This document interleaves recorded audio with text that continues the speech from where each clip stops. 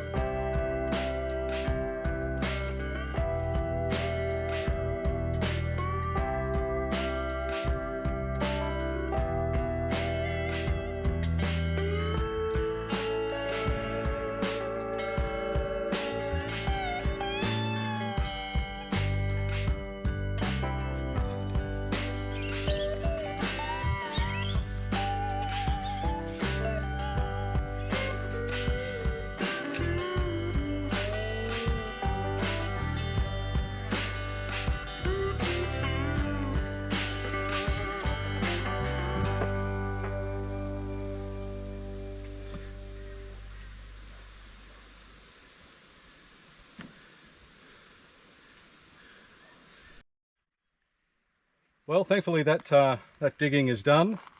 You can see here that it's a wheelbarrow full of sweet potato that came out of a medium-sized garden. This is something that anyone can do. Sweet potato would have to be one of the easiest vegetables to grow. To prepare for the next season, all we'll do in this garden bed is put in some blood and bone. We're not even going to plant any more sweet potato. What's in there will germinate and grow itself, and in another 6 months' time we'll have another feed of this size.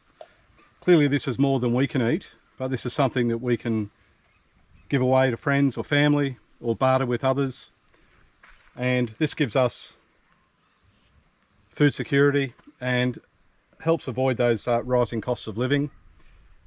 I really do encourage other people to get involved in this. It's very, very simple to grow this. As well as this in our garden, we've got some other things growing, which we might just do a quick look around.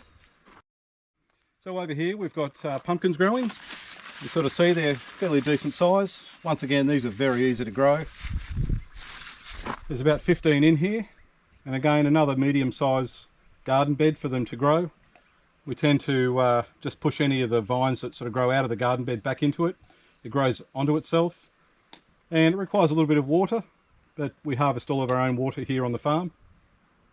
These are ready to harvest very soon.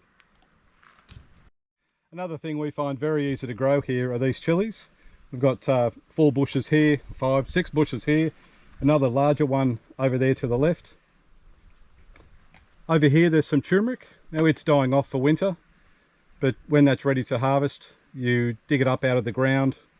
It's a bit like ginger, and you dry the bulb, and you work with that in the curries and other things you can make.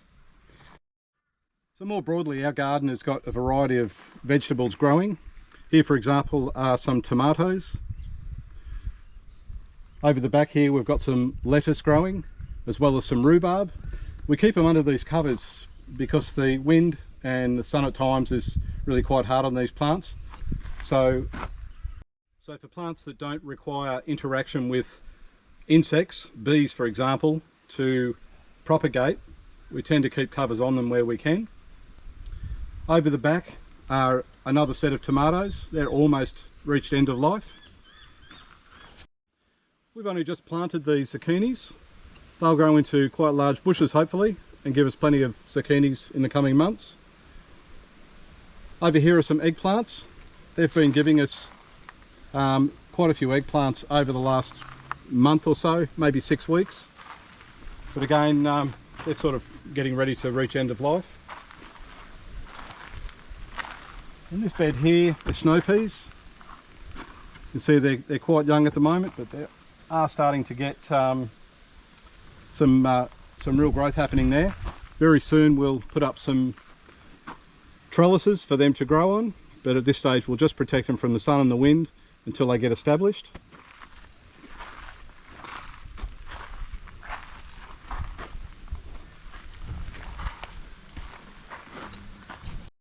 This garden's doing really well. This is sugarloaf cabbage, silver beet and beetroot right down the end there.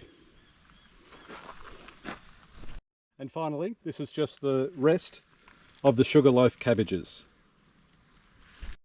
Well, I hope you've enjoyed the tour of the vegetable garden as well as how we harvest sweet potatoes. If you like this sort of content, please like this video and subscribe to the channel.